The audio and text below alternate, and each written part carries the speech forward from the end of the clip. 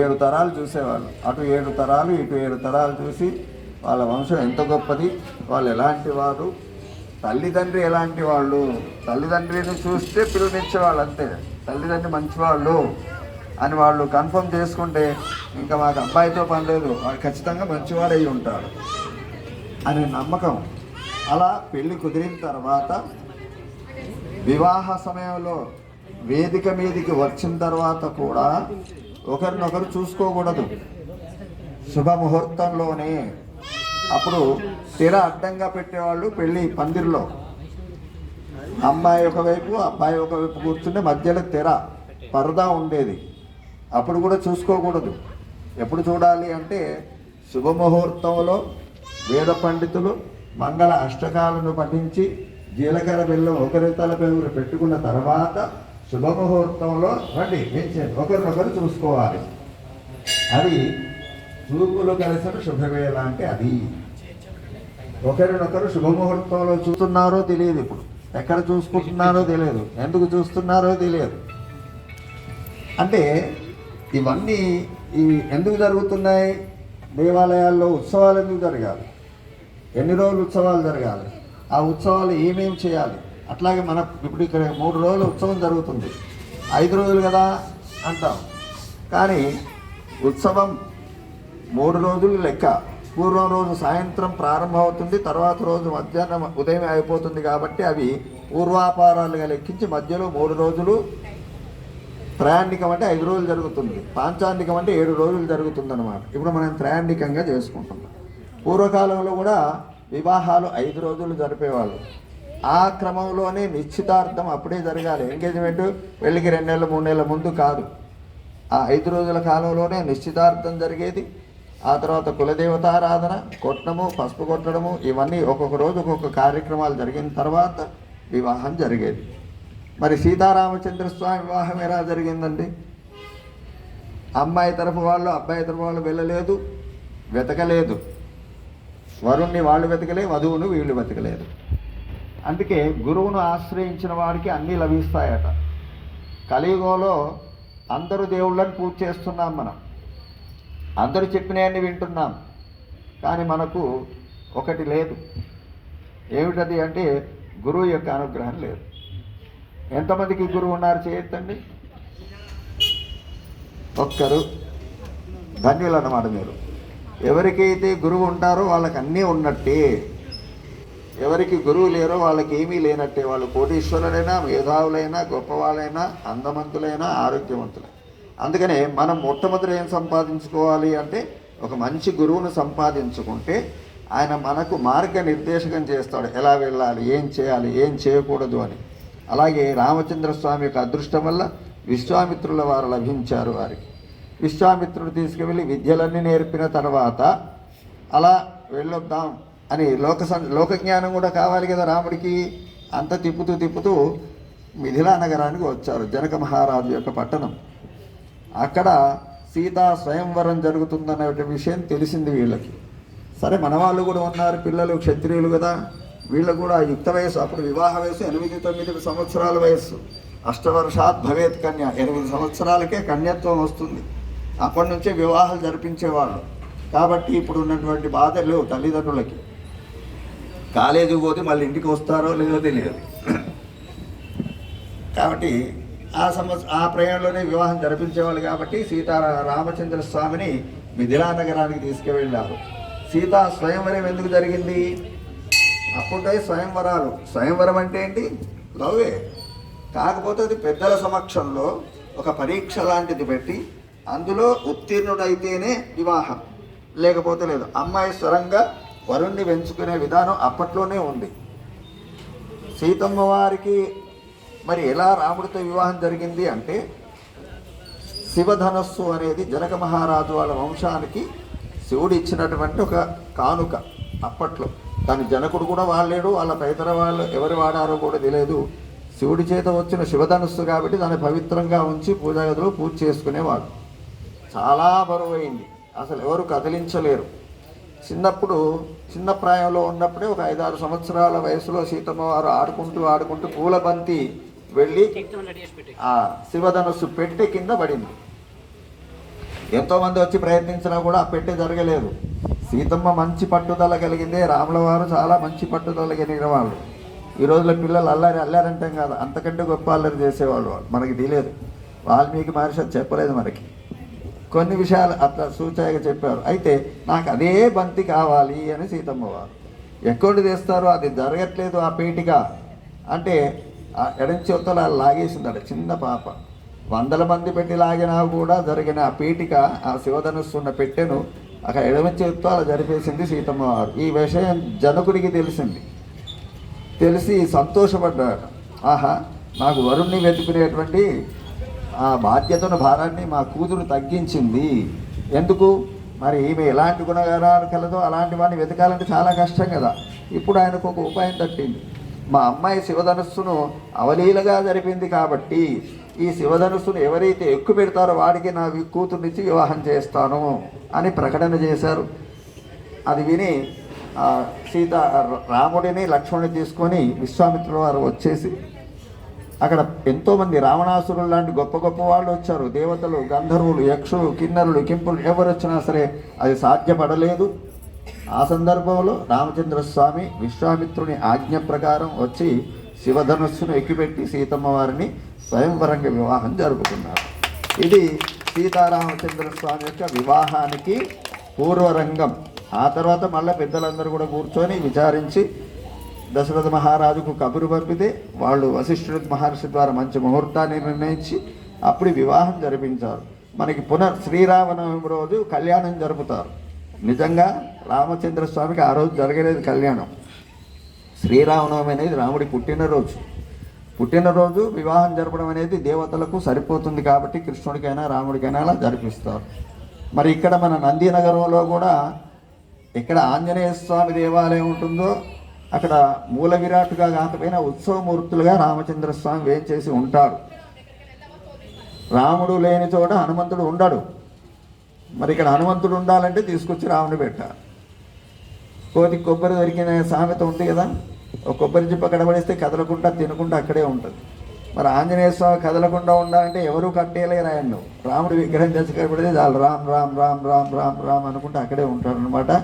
అది మన పూర్వీకులకు తెలుసు, దాన్ని అలాగే ఆచరిస్తూ వస్తున్నారు. మన నంది నగర్లో కూడా ఆంజనేయ స్వామి సన్నిధిలో సీతారామచంద్ర స్వామి ఉన్నారు. మరి ఈరోజు బ్రహ్మోత్సవాల్లో రేపు కళ్యాణం కాబట్టి ఎదుర్కోలు ఉత్సవాన్ని జరుపుకుంటున్నాం. అసలు ఎదుర్కోలు అంటే ఏంటి? 2 విషయాలు మన ఆచార్యుల వారు తెలియజేస్తారు. ఇదే నిశ్చితార్థం అన్నమాట. స్వయంవరం అన్నారు కదా ఆ రోజు. స్వయంవరంలో ఎలాగా సీతారాములు చూసుకున్నారు, కానీ ఎదుర్కోళ్లలో అమ్మాయి ఉండదు. ఇప్పుడు కూడా మన సంప్రదాయంగా జరిపించుకుంటున్నారు. మా బ్రాహ్మణులు ఇలాంటి వాళ్ళ వివాహాల్లో ఎదుర్కోలు జరిగినప్పుడు మీ ఇండ్లలో కూడా ఎదుర్కోలు జరుగుతుంది. వరుడు వచ్చి ఒక చోట విడిది చేసి ఉంటాడు. ఆయనకు గౌరవపూర్వకంగా అమ్మాయి తల్లి తండ్రి వీళ్ళు వెళ్ళి బావమరిది వీళ్ళందరూ కూడా ఆయనకు ఉపచారాలు చేసి పాదప్రక్షాళన చేసి మా వధువుని స్వీకరించడానికి వచ్చినందుకు మీకు ధన్యవాదాలు అని చెప్పి వాళ్ళకు మర్యాదలు చేసి అక్కడ ఒక విడిదిల ఇంట్లో ఉంచుతారన్నమాట. ఇది ఎదుర్కోలు ఉత్సవం. కానీ మనకిక్కడ దేవాలయంలో వీళ్ళకి ఆల్రెడీ వివాహం ఎన్నోసార్లు జరిగిపోయింది కాబట్టి ఏదో అదొక సంప్రదాయంగా నలుగురు చూడడానికి ఆనందదాయకంగా జరుపుకుంటున్నాం. మరి వారు సీతమ్మ వారి తరఫున ఉండి అమ్మవారి వైభవాన్ని ఒక 2 నిమిషాలే, మీకు చాలా లేట్ అయింది ఇప్పటికే. మేము రామచంద్ర స్వామి వారి తరఫు ఎటుంటారు, అమ్మాయి అబ్బాయి కావాలి మీకు? వారి ఇష్టం, మేము ఎటైనా సిద్ధమే. దాదాపు 450 కథలు రాశారట, పిల్లల కథలు. ఇప్పుడే చెప్తున్నారు.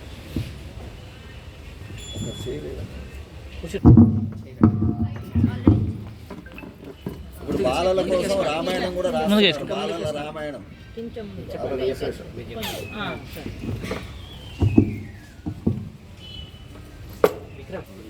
జనకునికి ఏదైతున్నాదో భూమిలో లభించినటువంటి పుత్రిక అయోనిచ, ఆ విధంగా దొరికినటువంటి సీతమ్మ వారు శ్రీరామచంద్రుని పతిగా చేసుకొని చాలా కష్టాలు పడడం అనేది జరిగింది అని మనం అదంతా బాగానే ఉంది. మీ అమ్మాయికి మా అబ్బాయిని ఎందుకు ఇవ్వాలో చెప్పండి. ఆ కథంతా అందరికీ తెలుసు. సీతమ్మ వారు ఎక్కడ పుట్టి పెరిగింది, రాముడు ఎట్లా పుట్టి పెరిగారు. మరి సీతమ్మ వారికి మా రాముడిని మేము ఎందుకు ఇవ్వాలి? మీ అమ్మాయి గుణగణాలు మీరు చెప్పండి, మాకు నచ్చితే ఇస్తాం, లేకపోతే లేదు. సీతమ్మ వారు అయోనిజ అండి. అవును. అందుకోసం ఆయన ఏదైతే ఉన్నదో శ్రీరామచంద్రుల వారికి ఇచ్చి వివాహం చేయాలి. అయోనిజ అంటే అర్థం ఏంటి? అసలు ఏ తల్లికి పుట్టలేదు, తండ్రికి పుట్టలేదు, భూమి నుండి పుట్టింది. ఆమె గుణగణాలు ఎవరికి తెలుసు? ఎలా ఇస్తాం? యోగ్యత ఉండాలి కదా. పలాని వంశంలో జనక మహారాజుకు దొరికింది. మరి ఆ దొరికినది ఎవరు పుట్టారో, ఎవరు కనిపెట్టారో అక్కడ మనకి తెలియదు కదా. అదొకటే యోగ్యత. శివధనస్సును ఏదైతే ఉన్నదో అవలీలగా పక్కకు జరిపింది కనుక అటువంటి శివధనస్సును జరిపింది అంటే ఆమె శారీరక బలం తెలుస్తుంది అక్కడ. మరి బుద్ధి బలం ఎలాంటిది? శరీర బలం ఉంటే చాలు కదా. అది తండ్రి యొక్క నిర్ణయం, తండ్రి నిర్ణయం, అమ్మాయి నిర్ణయం కాదు. ఇంకా మరి బుద్ధి బలం కూడా అమ్మాయి బుద్ధి బలం అంటదా మాకు తెలియాలి కదా. మహాపతివ్రత. పెళ్ళైన తర్వాత పతివ్రత. మా రాముని చేసుకున్న తర్వాత పతివ్రత అయింది, చేసుకోకముందేమిటి? చాలా ఓపిక. ఎలా తెలుసు? చిన్నప్పటి గుణవంతురాలు. ఏం గుణం ఉంది సీతమ్మ వారిలో?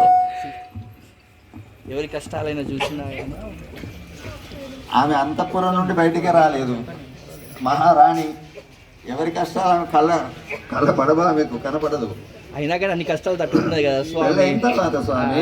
అనేసి పెళ్లి కాకముందు మేము పిల్లగాన్ని ఎట్లా ఇవ్వాలి? మహాలక్ష్మి అంశ కనుక బట్టి ఏదైతే ఉన్నదో అమ్మవారు అయినా మహావిష్ణు అవతారం కనుక బట్టి సంతోషం. వారిద్దరికి ఏదైతే ఉన్నదో పరిణయం జరిపించాల్సినటువంటి విషయం. అయితే ఏంటంటే సీతమ్మ వారు జనక మహారాజు పుత్రిక. ఆయన చక్రవర్తి మహారాజు అయినప్పటికీ కూడా పుత్రికకు రాజ్యాధికారం లేదు ఆ రోజుల్లో. ఆయన ఏదో దయతో ఇచ్చే వరకట్నమే తప్ప ఇంకేం లేదు. మా రామచంద్ర స్వామి లక్ష్మీదేవి అంశ అని సీతమ్మ వారిని మీరు అంటున్నారు. మరి రామచంద్ర స్వామి 14 లోకాలకు అధిపతి. రామో విగ్రహవాన్ ధర్మ, ధర్మస్వరూపుడు సాక్షాత్తు రాముడు. ఈ లేకపోతే ఆయన ఉత్త నివాసుడే, శ్రీనివాసుడు అయినట్టే రామచంద్రుడు కూడా ఏదైతే నవ్వు సీతమ్మ వారు లేకపోతే అదే పరిస్థితి ఎదుర్కోవాల్సి వస్తుంది. అందుకని ఇవాళ మేము అందుకోసం అవి సీతమ్మ వారి అంశే. కానీ మరి రామచంద్ర స్వామి చూడండి, శ్రీకృష్ణుడి చరిత్ర తెలుసు మనకు, రాముడి చరిత్ర తెలుసు. శ్రీకృష్ణుడు 8 మందిని పెళ్లి చేసుకున్నా 16,000 మంది గోపికలతో ఉన్న అసలు కష్టం అంటే ఏంటో తెలియదు. లక్ష్మీదేవి అంశ అని పాపం మోసపోయి మా రామచంద్ర స్వామి పెళ్లి చేసుకున్నందుకు ఆయనకి ఎన్ని కష్టాలు. పెళ్లి అయిన తర్వాత కష్టపడ్డా రాముడు, పెళ్లి కాకముందా చెప్పండి? పెళ్లి తర్వాతనే పట్టాభిషేకం అని చెప్పి చేద్దాం అనుకుంటే పెళ్లి కాకముందు పట్టాభిషేకం చేయరు. ఏదో ఆపత్కాలం వస్తే తప్ప వివాహం జరిగిన తర్వాతే పట్టాభిషేకం జరగాలి. మరి అలాంటిది పాపం ఆ సీతమ్మ వారిని చేసుకున్నంత మాత్రాన అడవుల పాలయ్యిండు. ఆ రాముడి కోసం యుద్ధం చేయాల్సి వచ్చింది. ఎన్ని కష్టాలు పడ్డాడండి రామచంద్ర స్వామి. 14 సంవత్సరాలు అమ్మవారు మాత్రం సుఖంగా ఉంటారు స్వామి. వివాహం కాగానే రావణాసురుడు ఏదైతున్నదో ఎత్తుకెళ్ళాడు. అంటే మీరు చెప్పింది కరెక్టే. జాతకం ప్రకారం మనిషికి పుట్టుకతోటి ఐశ్వర్యం వస్తుందట. కొందరికి తన జాతకం ద్వారా వస్తుంది, మరికొందరికి భార్య ద్వారా వస్తుంది ఏది సంపద, మరికొందరి పిల్లల ద్వారా వస్తుందట. పాపం ఎవరి వల్ల రాలేదు కదా ఈయనకు. సీతమ్మ వారి వల్ల కష్టాలే వచ్చినాయి కానీ సంపద వచ్చింది. లక్ష్మీదేవి అంశ కదా.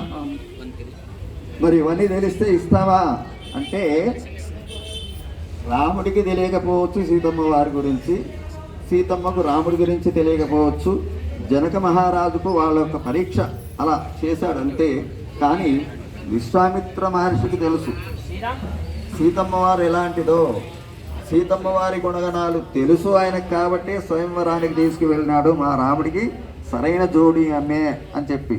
అలాగే వశిష్ఠ మహర్షికి కూడా తెలుసు సీతమ్మ వారు ఎంత గొప్పదో, రాముడు ఎంత గొప్పవాడో.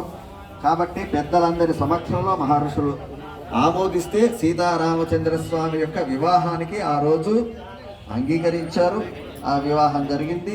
మనందరి యొక్క భాగ్యవశాన అదృష్టం కొద్దీ ఈరోజు మనము సీతారాముల కళ్యాణాన్ని జరిపించేటువంటి యోగ్యత భగవంతుడు మనకు అనుగ్రహించినందుకు వారికి అనేక దాసోహములు సమర్పిస్తూ ఇక ముందు ఘట్టాన్ని మనం జరిపికుందాం. రేపు ఉదయం 11 గంటల కళ్యాణం అవుతుంది. అందరూ కూడా విచ్చేసి కళ్యాణాన్ని తిలకించి సీతారామచంద్ర స్వామి యొక్క కృపకు పాత్రులు కావాలని అందరికీ ఆహ్వానం తెలియజేస్తున్నాం. బోలో శ్రీ సీతారామచంద్ర భగవానికి ఆచార్యుల వారు పెద్దవారు మన్నించాలి. ధన్యవాదాలు. కొత్త బట్టలు వేసుకొచ్చిన వాళ్ళకి మళ్ళీ సంవత్సరం వారికి గుర్తుండాలి. మాకి వసంతం జరిగే మేధాసు వర్తంత పుత్రిక ఉదవరణ అక్షత ప్రాక్షత గంధద్వారాంధ్రాదర్శాన్ నిత్యపుష్టాన్ కరిష్ణీశ్వరేగం సర్వభూతానాం